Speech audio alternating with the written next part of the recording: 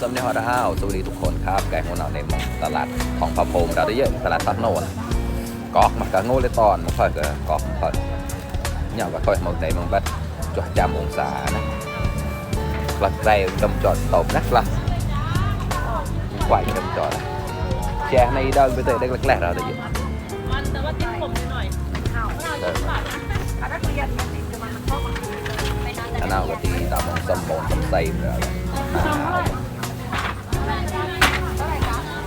แช่ในดัดเราเท่าก็เลยกอกลึงกลองไผ่โกนตะดีลึงไกลวิตลาดมาซื้อเราได้ยามพนาเยียให้เขาทำไมก็ตีบ้านจามในดื้อนะแช่กันที่กอกเพื่อเราได้nhào cao đơn bê tơi lên này nó nồi cao chay ra đó tại đây cho cái nàyตลาดnào thì này nào thì tờ đi cái clo mà cái đó tao mà đây giá nó hot cái đó cái cọt mà đó